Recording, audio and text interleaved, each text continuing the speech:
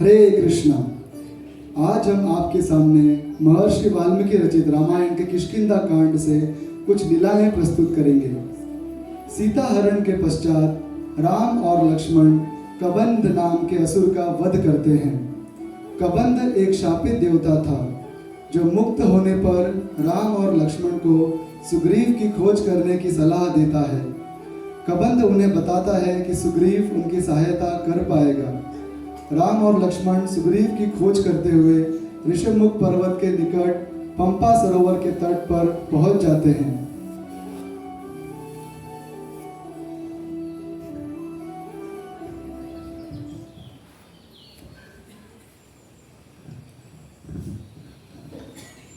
लक्ष्मण, देखो इन सुंदर सरोवर को, इस सुंदर कमल, ये तैरती हुई जल पक्षियां, ये फूल और फूलों के वृक्ष, ये मंद मंद बहती हवा, ये सब मेरी सीता को बहुत पसंद था। मैं उसके वियोग में जल रहा हूं लक्ष्मण। जब माता कौशल्या मुझसे पूछेगी कि बहुरानी कहाँ है, तो मैं उन्हें क्या जवाब दूंगा? तुम जाओ लक्ष्मण, तुम भरत से मिलो। मैं सीता के बिना नहीं रह सकता लक्ष्मण।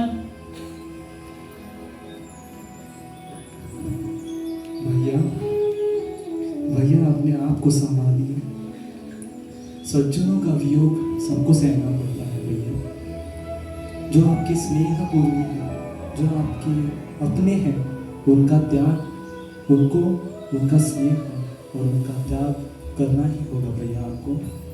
ये रावण चाहे पाताल में हो या तीनों लोकों में हो, मैं उसे अवश्य ढूंढूंगा भैया आपके लिए और उसे अवश्य मारूंगा। उत्साह पुरुष का बल होता है। इस संसार में कोई भी चीज ऐसी नहीं है जो उसे दुर्बल बना सकती है भैया।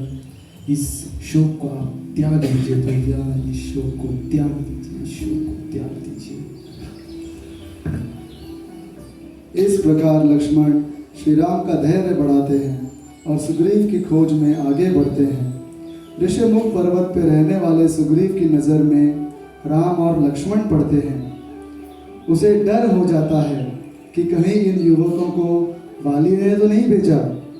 इसका पता करने वो अपने सबसे सामर्थ्यवान मंत्री को भेजते हैं, पवन पुत्र हनुमान। हनुमान एक सन्यासी के वेश में राम लक्ष्मण के निकट जाते हैं। श्री राम को देखते ही हनुमान के सारे अंग कांपने लगते हैं। उनके हृदय में श्री राम के प्रति प्रेम जागरूक होता है। वो स्वयं समझ नहीं पाते यह क्या हो रहा है। हे तपस्वियों, आपको मेरा प्रणाम। आप दोनों पराक्रमी राज ऋषि और देवताओं के समान प्रभावशाली जान पड़ते हो। आप दोनों को देख के ऐसा जान पड़ता है कि मानो स्वयं चंद्रमा और सूर्य इस भूतल पर उतर आए हैं। क्या आप अपना परिचय देंगे? हे विप्रवर, देखने में तो आप सन्यासी लगते हो, पर मुझे संदेह है कि आप सन्यासी होकर भी हम बालकों से सवाल कर रहे हो, और वो भी हमें बिना पूछे। एक सन्यासी कभी बिना पूछे सवाल नहीं करता। मैं तो एक साधारण सा सन्यासी हूँ, मधुकरी करके अपना जीवन निर्वाह करता हूँ। मधुकरी, वो भी इस घने जंगल में, वो भी ये हीरो का हार पहनकर। क्या तुम इसे पहनकर मधुकरी करते हो? क्या आपको ये हीरो का हार दिख रहा है? हाँ बिल्कुल। क्या आपको भी कोई हार मेरे गले में दिख रहा है? अरे नहीं तो, मुझे तो नहीं दिख रहा। हनुमान को ये हीरो का हार ब्रह्मा जी ने दिया था। उन्होंने उनसे कहा था कि सिर्फ तुम्हारा परम स्वामी ही इस हार को देख सकेगा। हनुमान जी की आंखों में अश्रु आए और उन्होंने श्री राम को अपने वानर रूप में आकर दंडवत प्रणाम किया।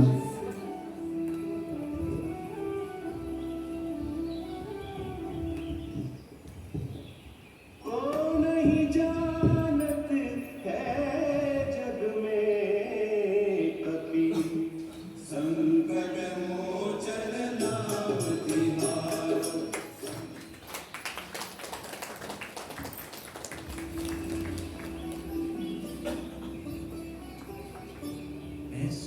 मंत्री हनुमान हूँ। मुझे आपका परिचय जानने ही महाराज सुग्रीव ने भेजा है। हे लक्ष्मण, इसका स्वभाव, इसका बोलने का तरीका, इसकी मधुर वाणी, इससे ये संकेत मिलता है कि इसे अवश्य ही चारों वेदों का ज्ञान होगा। अगर दास ऐसा है तो स्वामी कैसा होगा? हमें अवश्य ही सुग्रीव से मित्रता करनी चाहिए। अवश्य भैया, अवश्य। हे वानर राज, ये दशरथ नंदन श्री राम है और मैं उनका छोटा भाई लक्ष्मण। पिता के आज्ञा से ही हम यहाँ वन में पधारे हैं, वनवास के लिए। पर इसी समय एक दुष्ट पापी राक्षस ने, रावण ने हमारी सीता मैया का अपहरण कर लिया और उन्हीं की खोज में हम यहाँ निकले हैं। क्या आप हमें सुग्रीव के पास लेके जा सकते हैं? अवश्य, आप दोनों मेरे कंधे पे बैठ जाइए, मैं आपको महाराज सुग्रीव के पास ले चलता हूँ। हनुमान जी राम लक्ष्मण को लेके सुग्रीव के पास आते हैं और उन्हें श्री राम की दुविधा बताते हैं।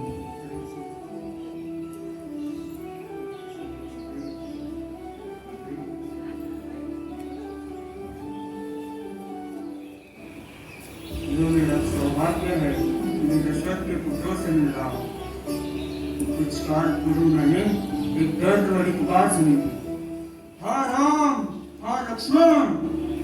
मैंने देखा कि एक असुर आकाश की मार्ग से एक स्त्री को जबरदस्ती ले जा रहा था। इसमें कोई संशय नहीं कि वह मिथिलेश कुमारी सीता ही रही होगी। मुझे देख देवी सीता ने एक पोटली नीचे फेंकी जिसमें कुछ आभूषण थे। सुग्रीव, क्या तुम वो आभूषण मुझे दिखा सकते हो? सुग्रीव एक वानर को संकेत करते हैं। वो पोटली लेके श्री राम के हाथ में देते हैं। लक्ष्मण, ये आभूषण सीता के ही है ना? नाहं जानामि केयूरे, नाहं जानामि कुंडले, नुपुरी त्वभिजानामि नित्यं पादाभिवन्दनात्। भैया, मैं इन कुंडल और बाजूबंद को तो नहीं पहचानता क्योंकि मैंने उन्हें कभी नहीं देखा। पर ये नुपुर मैं माता सीता के चरणों में देखे हैं क्योंकि मैं उनके चरणों का सेवक रहा हूँ हमेशा। सीते सीते। भगवान, मैं आपकी पीड़ा समझ सकता हूँ क्योंकि मेरे भाई वाली ने मुझे अपने नगर से निकाल दिया और मेरी पत्नी को अपने भोग के लिए छीन लिया। अगर किष्किंधा का राज्य मेरे हाथ में था तो मैं सारी वानर सेना को माता सीता को खोज में लगा देता। तुम्हें वाली ने नगर से क्यों निकाला? क्या मैं पूछ सकता हूँ? एक बार मायावी नाम का असुर वाली को युद्ध के लिए ललकारने आया। वाली क्रोध में उसके पीछे भागा और मैं वाली के पीछे। वह असुर एक गुफा में भाग गया। वाली ने मुझे पहरा देने के लिए गुफा के बाहर रोका और वह गुफा में चला गया। मैं 1 वर्ष तक गुफा के बाहर खड़ा रहा पर वाली का कोई पता नहीं। फिर मैंने देखा कि गुफा से रक्त बह रहा है। मुझे लगा कि वाली अब नहीं रहा। अत्यंत शोक के साथ मैंने गुफा का द्वार बंद कर दिया ताकि वह असुर बाहर न आ सके और मैं किष्किंधा लौट गया। फिर मंत्रियों ने मुझे राजा बनाया, परंतु कुछ समय पश्चात वाली लौट आया। क्रोध के आवेश में उसने मेरी कोई बात नहीं सुनी और मेरे पीछे ही पड़ गया। मैं भागते भागते इस पर्वत पर छुपने आया। यहाँ वाली नहीं आ सकता क्योंकि एक श्राप के कारण यहाँ पैर रखती इसकी मृत्यु हो जाएगी। सुग्रीव, मैं चाहता हूँ कि हम एक दूसरे की सहायता करें। हम दोनों मित्र बनकर एक दूसरे की सहायता कर सकते हैं।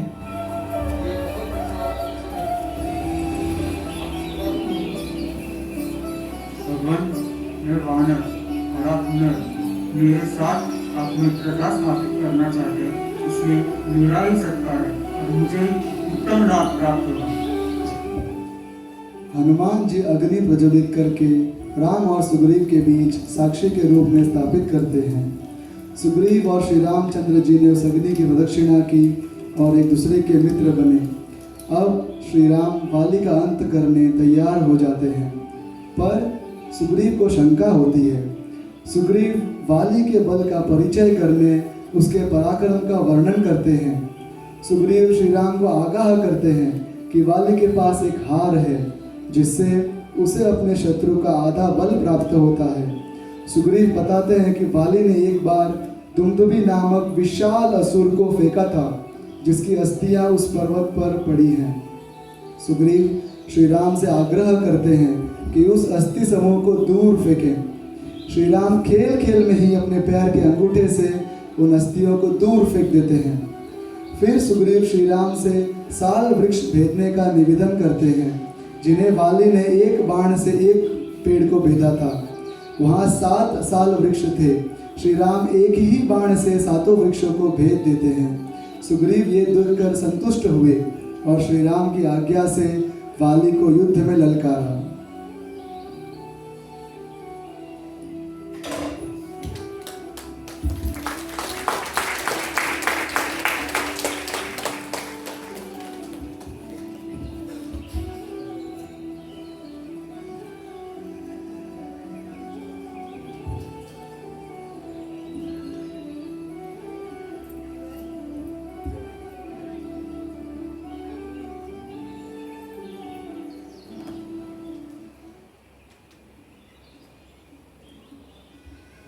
वाली कहाँ छुप कर बैठा है इतने दिन में? बाहर निकल और मुझसे युद्ध कर।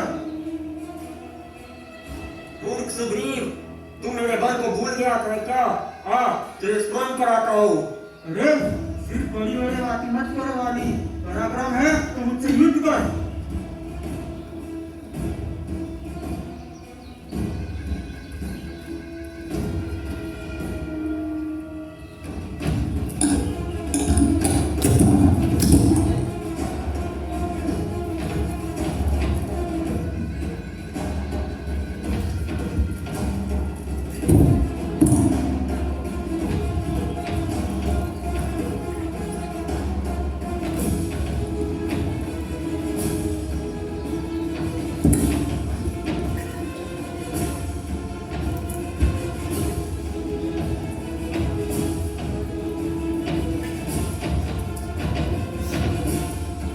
भाग डरपोक, भाग।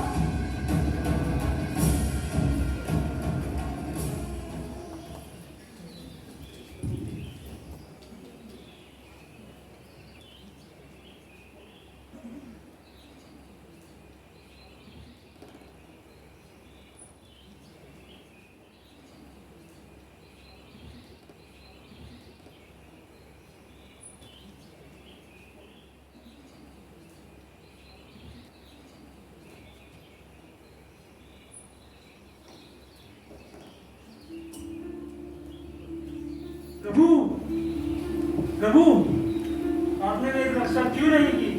मैंने आप पे विश्वास करके वाली को ललकारा और ये सब होने पर आपने मुझे शत्रु से बिठाया और छिपे रहे। सुग्रीव, मैं विवश था। तुम और वाली एक जैसे ही दिख रहे थे। अगर मैं बाण चलाता तो अगर तुम्हें लग जाता तो मुझे पाप लगता। हे लक्ष्मण, ये गज कुशलता फूल रही है। इसका हाथ बनाकर तुम सुग्रीव के गले में डाल दो। अवश्य भैया।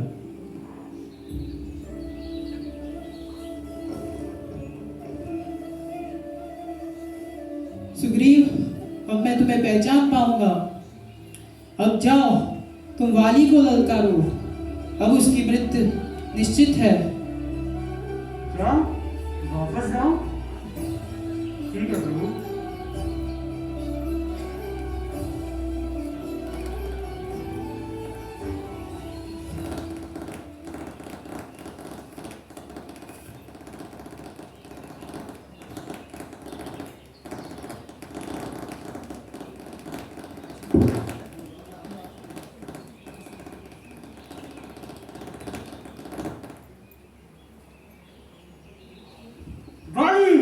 चूहे की तरह दिल में छुप गया क्या?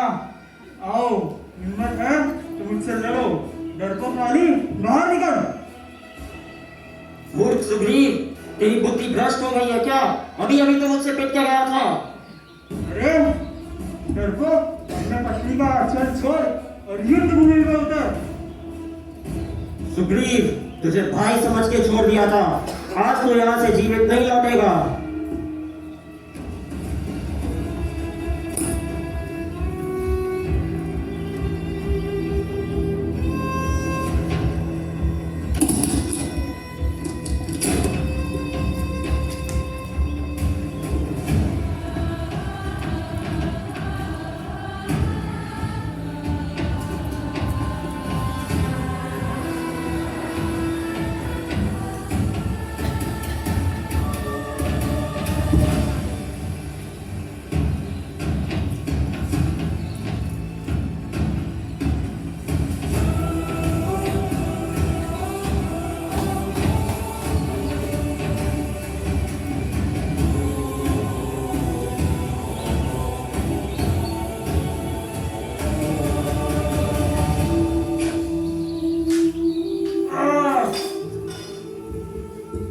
चल हुआ है मेरे साथ, चल हुआ है मेरे साथ। अरे सुग्रीव, तूने छल किया है मेरे साथ, चल हुआ है मेरे साथ। ओ सूर्यवंशी राम, तो तूने मुझ पे बाण चलाया। ये कौन सा पराक्रम दिखाना चाहते थे तुम? मुझे तो लगा था कि चांद पे दाग होता है, आज पता चला कि सूर्य पे भी दाग है। तुम्हारा भाई भरत एक धर्मात्मा है और तुम उसके भाई होकर के ऐसा घात कृत्य करते हो। मुझे तो लगा था कि तुम्हारे अंदर कोई दोष नहीं है, परंतु तुमने मुझ पर बाण चलाया, वो भी तब जब मैं किसी और के साथ युद्ध में व्यस्त था। मूर्ख वाली, तुम क्रोध और भय में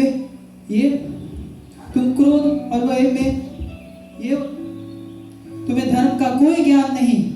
तुमने अपने कभी वरिष्ठों की शरण नहीं ली, कभी ज्ञान ही नहीं पढ़ा और राजा बने फिरते हो। अपने मन के हिसाब से कार्य करते रहे, इसलिए तुम अभी जमीन पर पड़े हो। तुम धर्म की बातें करते हो, जिसने मुझे छुप के बाण चलाया। अरे क्या बिगाड़ा था मैंने तुम्हारा? ना तुम्हारे जमीन पे कभी हक जताया, ना कभी तुमसे कभी उधार लिया। मैं तो एक नीच जाति का पशु हूँ। ये पृथ्वी पर जितनी भी धरतियां हैं वो हम सूर्यवंशियों की ही है। मेरे भाई भरत जो अयोध्या के राजा हैं और जो तुम राजा बने फिरते हो, उस पे मेरे भाई भरत की मोहर लगी है। अरे तुम्हें राजा बनाया है किसने? मेरे पिता श्री दशरथ महाराज, उन्होंने मुझे वनों का राजा और मेरे भाई भरत को अयोध्या का राजा बनाया। और एक राजा होने का मेरा कर्तव्य बनता है कि मैं एक धर्मभ्रष्टियों को दंड दूं, इसलिए मैंने तुम्हें दंड दिया है। अगर आपको मुझे मारना ही था तो छुप के क्यों मारा? मेरे सामने आकर के आप मुझसे युद्ध कर सकते थे। सुग्रीव वाली, तुमने अभी खुद कहा कि तुम एक निम्न जाति के पशु हो और एक बंदर हो, और बंदर के साथ एक क्षत्रिय कभी युद्ध नहीं करता, बंदर का शिकार किया जाता है।